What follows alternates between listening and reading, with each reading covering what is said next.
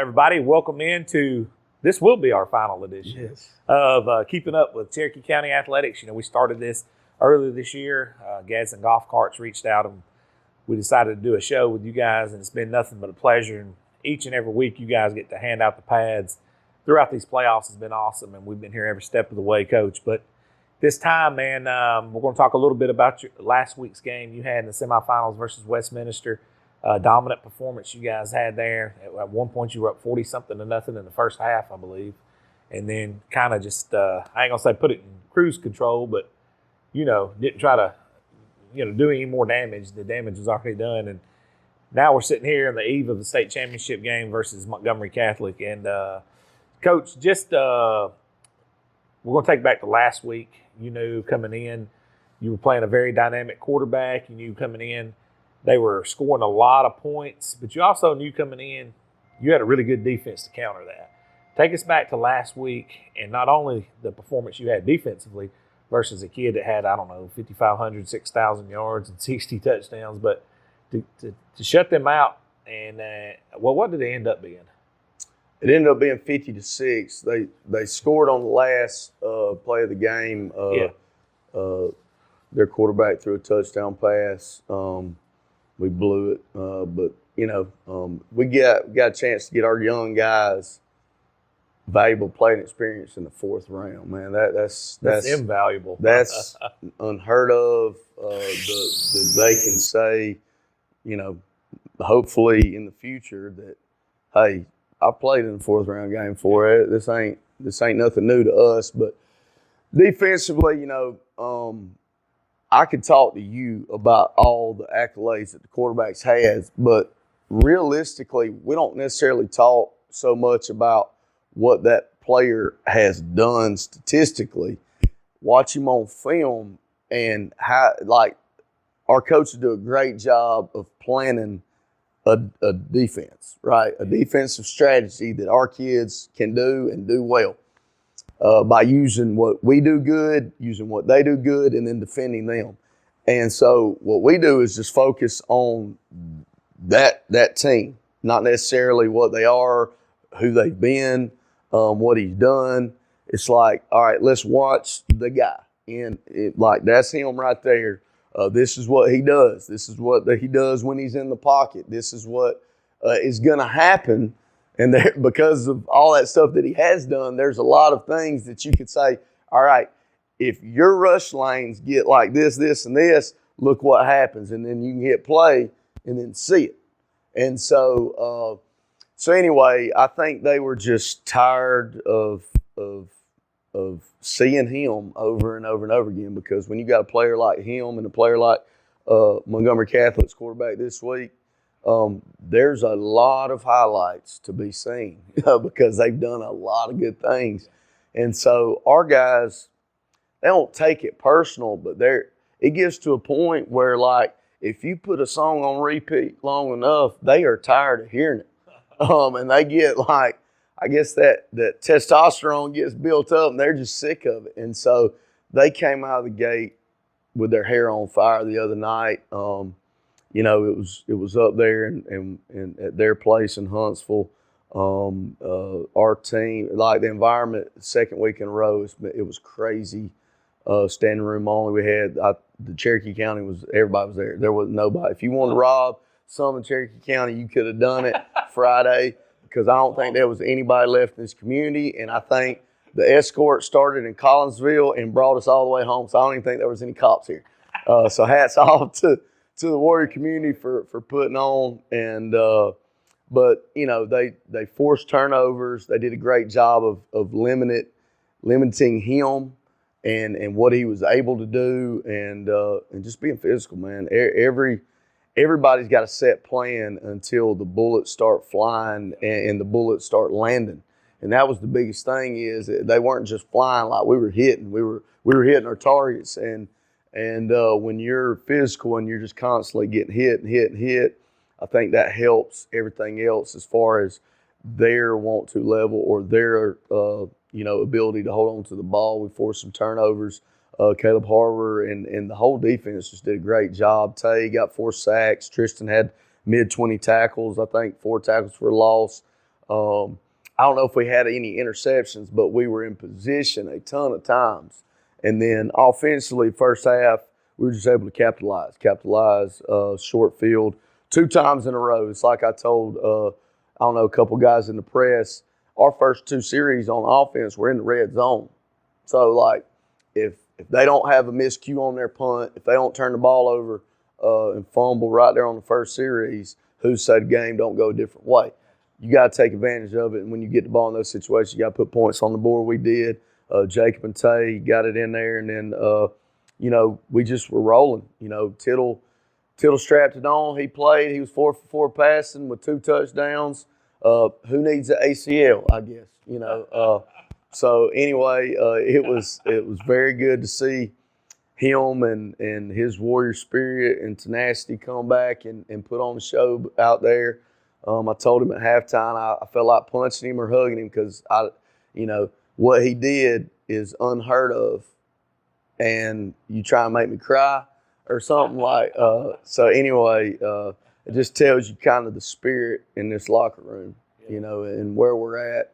Mentally, team-wise, they took care of business, and we didn't. I was losing my mind in the third quarter because you got to keep the defense in. Because if you don't, you saw it as soon as we pulled it. He scored last play of the game. It was easy, and so I was frustrated just because they got some really good defensive players, and when we started subbing a little bit. We didn't block them as good, and they were able to get a bunch of stops and stuff. So we got a little frustrated, but at the same time, it was valuable for those kids to get in the game, for sure. What you mentioned Caleb McCreary earlier with the quarterback. What similarities have you seen from him and Mush? Caleb in this upcoming state championship game. Similar, they have quick releases. No doubt, they're accurate when they do throw the ball, but their scrambling ability and running ability is the first thing that stands out to me because, like the kid last week and one from Montgomery Catholic, it's not necessarily what they can do or what they're trying to do. It's the improvisation of what he can do when play breaks down.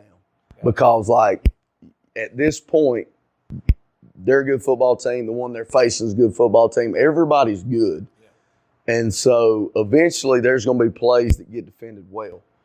In their situation, a lot of times and a lot of stuff that I've seen is when play breaks down, he home runs it a lot on if run was going that way or pass was going somewhere. Next thing you know, they striking the band up and they're in the end zone because he can take it from one side to the other and house call it any time. He's just that athletic.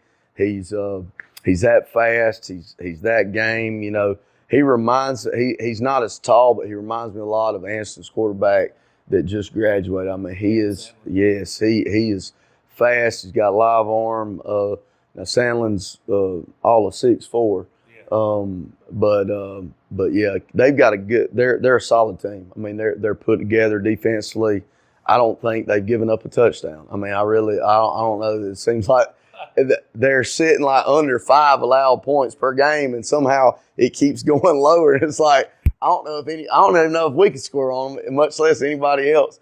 But their running back solid. They got a great offensive line. They've got skilled guys. Tight end he looks like he's 6'9" on film, but I think he's 6'5" on the roster. But he does a great job.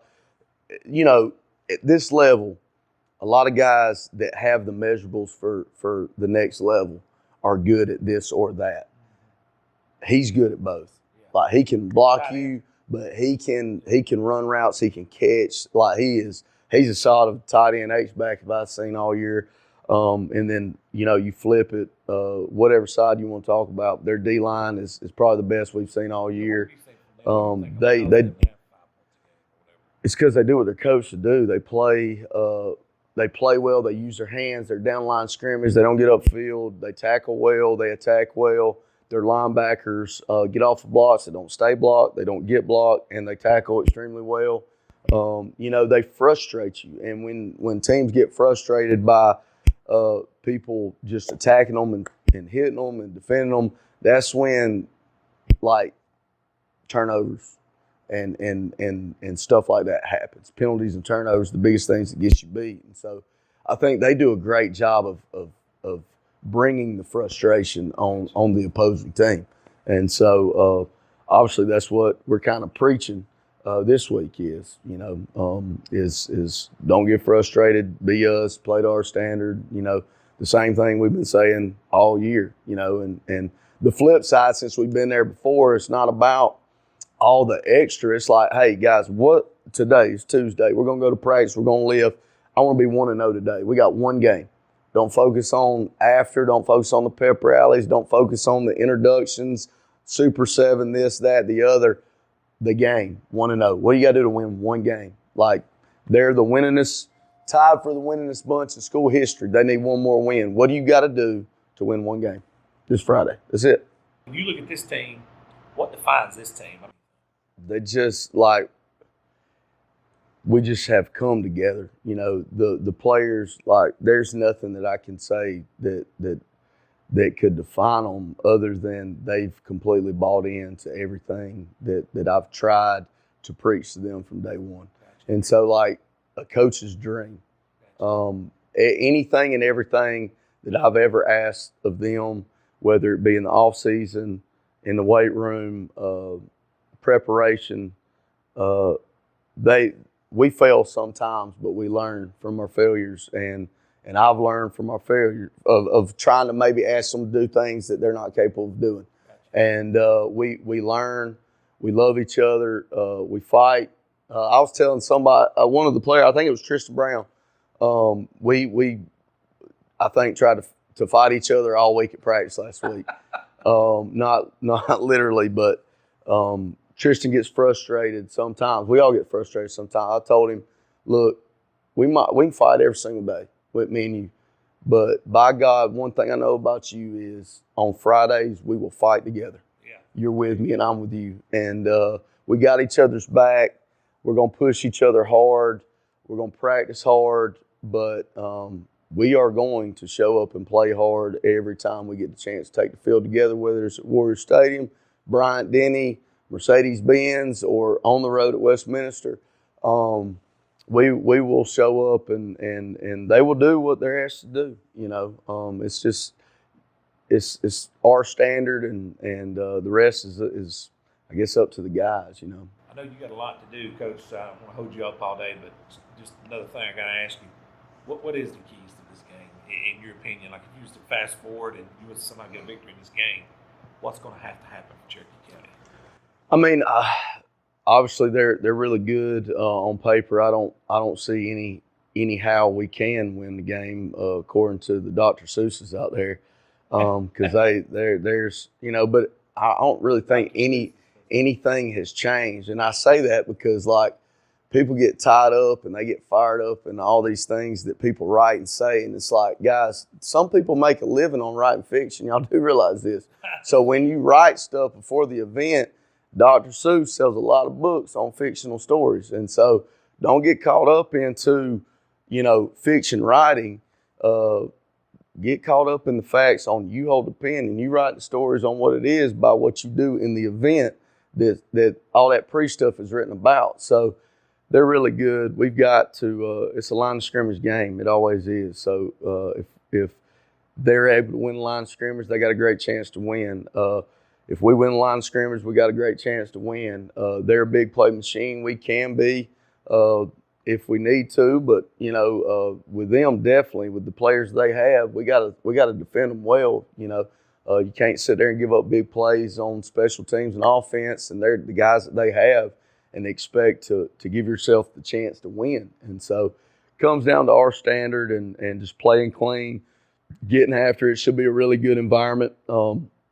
Looking forward, just from coming from the Auburn side of it, kind of excited to see the Alabama side of it, But anytime Alabama is ready, I would love to host the state championship at Warriors Stadium. I said that last year. I'll say it again. We can do the semis.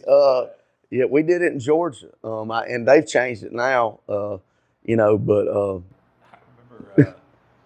90 or 91, Gadsden High had to travel to Blunt to play in the state game. And it was not a good environment. Yeah. It got pretty salty there at the end with Jimmy Williams. Gadsden Tigers won that one, but it got bad. That's one of the reasons it's like we got to get neutral side. But no, man, Coach, this is going to be. I said on our show last night, I got mad respect for you, mad respect for Juice. It's one of those scenarios where I hate days like this that come. Two coaches I really like and care about, but it's got to happen. You know what I mean? But neither team, either team that walks away from this with a loss has nothing to hang their head down about, because you guys, defending North champions, played in it last year.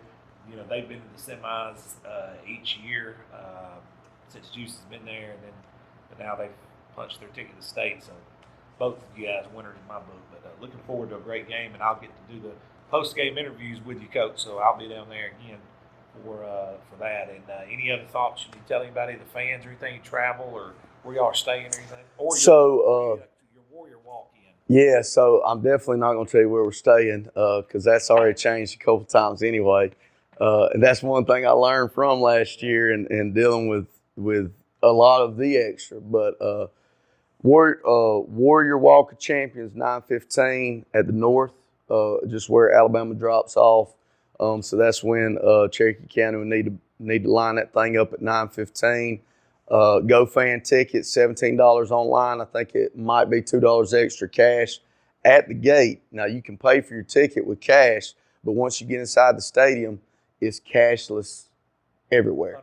So it's 100% cards or Apple Pay or whatever you got. They don't do any cash inside the stadium. Clear bag policy with everything at the check-ins. And, man, it should be a good one. It's 11 a.m. kickoff. Oh, yes. Alabama does a great job of promoting their brand, their sports, their players, their just – overall, it's an event like I've never seen. Nobody does it like Alabama.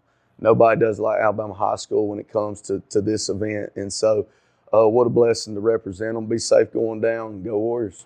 All right, that's going to do it for this season of Keep It Up with Cherokee County Athletics. We will be in touch during basketball season, obviously, and over into spring sports as well. But, Coach, enjoyed it all season. Yes, sir. Thank y'all. Down there. We got one more interview to do, the post-game interview. Yes, sir. See you guys later.